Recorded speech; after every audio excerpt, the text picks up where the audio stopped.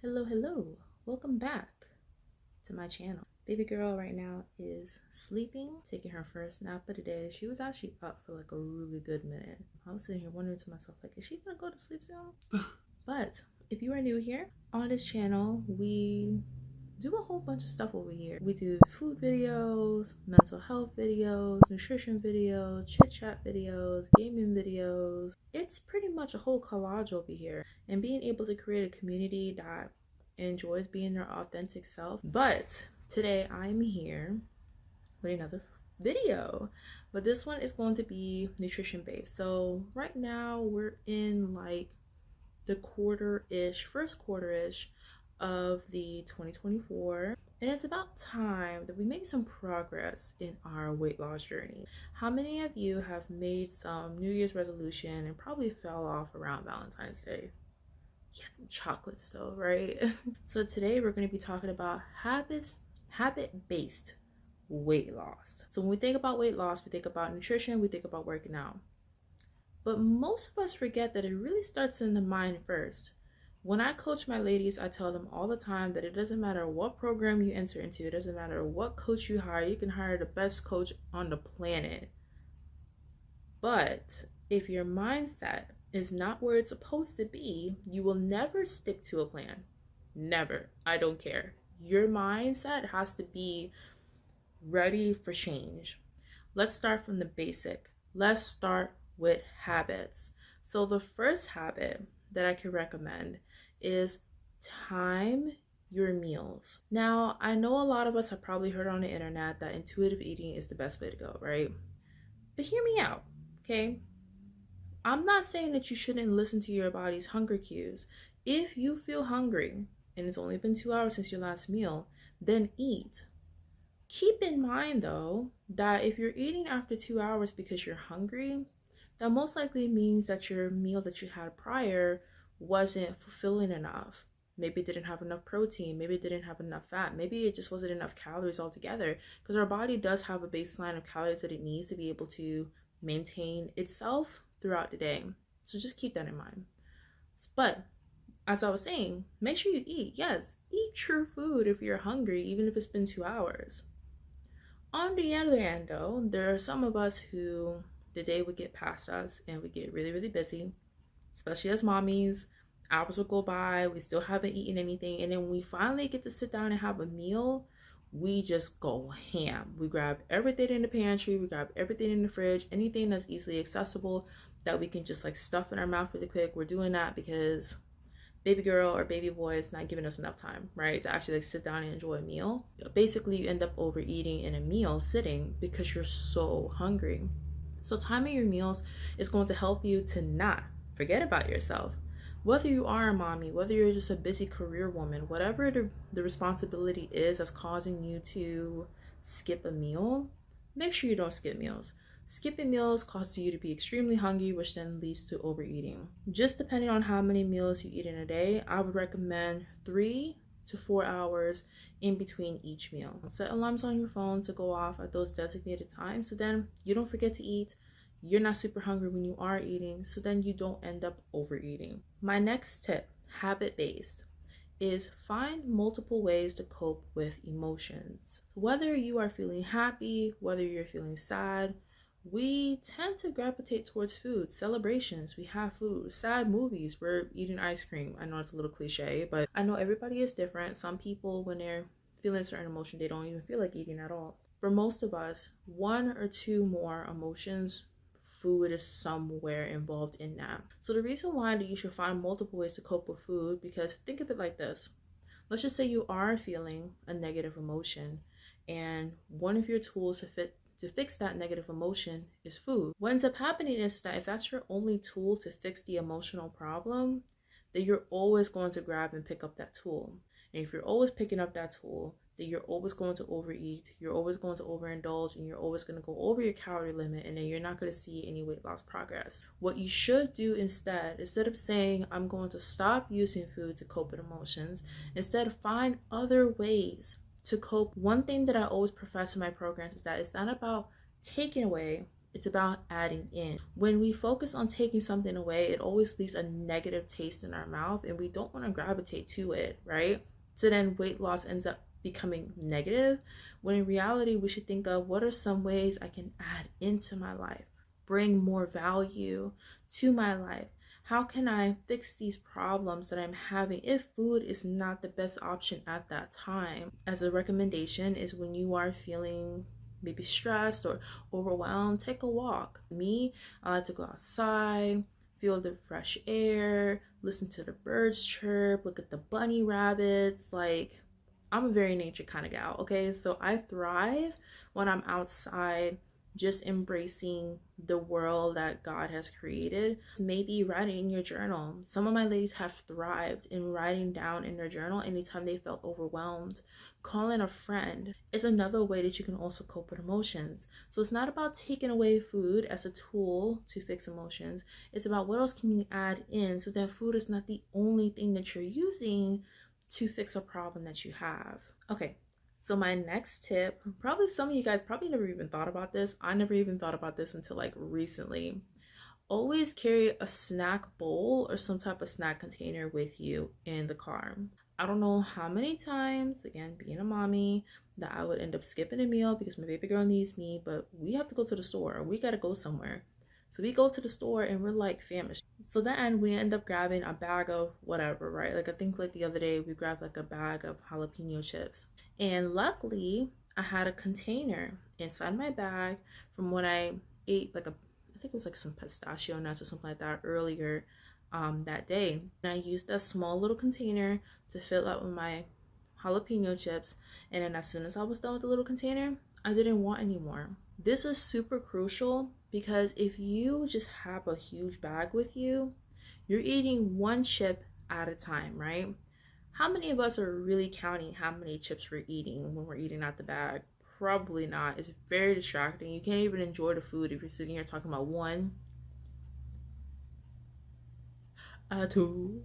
I mean, that just sounds so silly, right? We're not doing that over here. So it's great to have like a small container with you so you don't have to think about it. You're looking at the bowl and you're saying, okay, mentally I see that I finished my bowl. So that it helps, it helps you increase your satisfaction levels.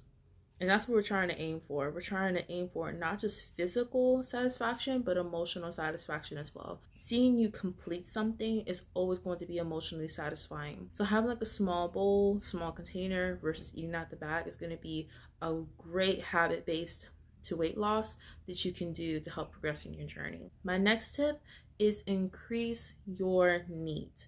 You probably have heard this all over the internet. If not, I'll explain to you what it is. NEAT is non-exercising activity. So basically that would look like a common one is like fidgeting or just like moving around. Even if it's not fidgeting, maybe it's just standing up, maybe it's kind of like walking throughout your house. So increasing your NEAT is actually going to lead to greater weight loss versus only moving your body when you're doing intentional exercises such as strength training, Pilates, things like that.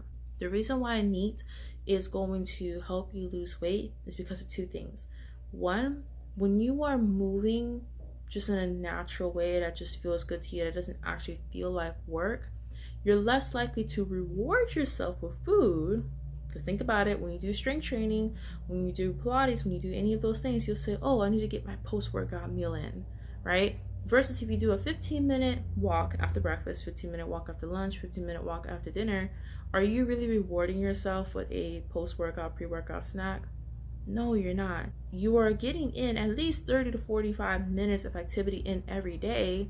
You're also not having to increase your calories because there's no need to. The activities that you're doing are so low intensity that you don't have to refuel your body like what you would with strength training. Second reason why that NEAT is going to lead to greater weight loss versus just intentional working out is because you can perform NEAT activities way longer throughout the day than you can with strength training. Let's just be real here. Most of us in the beginning of our weight loss journey are not doing 3 hours of moving around throughout on a daily basis.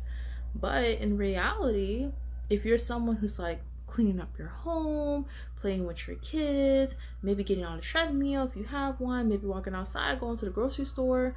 You will be surprised how many steps or just minutes of movement that you would get. Sorry, you probably hear that's the ambulance. I pray whatever is happening is okay. You will be surprised of how many minutes or maybe how many hours of just moving your body that you got in that day, and you don't even feel it. It's going to lead to greater weight loss because it's just so easy to do. So find things that are easy for you to do. Maybe if you're doing like a call or a meeting that day at your office or maybe at home, stand up while you're doing it. If you have a walking pad that fits underneath your desk, use the walking pad underneath your desk. Find different creative ways on how to keep moving. When your kids are playing, as long as you are physically capable, go ahead and play with your kids, right? Get active. Find different ways how to be active. Clean up your home. Just do different things that's going to help you increase your need throughout the day. Still do your intentional exercising though, because intentional exercise is such a strength training is what's going to help you maintain your lean muscle mass, which is going to keep your shape as you're losing weight. But definitely don't neglect the small ways on how to move your body. My last one, and this is a pretty crucial one, prevent mindless eating cues. Mindless eating cues are just anything that pretty much triggers for you to sit down and eat and not think about eating. To prevent triggers to mindless eating, think about all the times that you have mindlessly ate. What were you doing? What led up to that point? For instance, some of us may come home from work if you work outside of your home, and you would immediately go into the kitchen to find something to eat. Maybe find different ways on how you can change up your routine. So maybe instead of you, as soon as you come home, you walk inside the kitchen, maybe instead try to do something else. Call a family member you haven't talked to in a while, or you left some dishes inside the sink. Do those first, right? Do something else that's going to prevent you from triggering that mindless eating cue. Maybe you're someone that likes to sit down and eat dinner and watch TV. Maybe don't watch TV that night while eating dinner. You chat and converse with your loved ones. Or if you live by yourself, maybe call a friend, right? To prevent yourself from mindlessly eating. Now, of course, I know, maybe talking on the phone or talking to a family member or a friend in your home can also be somewhat distracting. At that point, if that's still distracting for you, then maybe just sit and enjoy your food. There's actually nothing wrong with that. Before there were TVs, people actually had to sit and enjoy their food and look at each other awkwardly. Well, I'm pretty sure it wasn't awkward back then because they did it all the time. But actually sitting down, enjoying your food, tasting the food, enjoying the flavors, the textures, everything that you enjoying about that meal, just sit down and enjoy it. There's actually nothing wrong with that. We actually don't have to always watch TV. Same way when maybe you're just sitting on the couch and you're really not doing anything, but like maybe watching YouTube videos.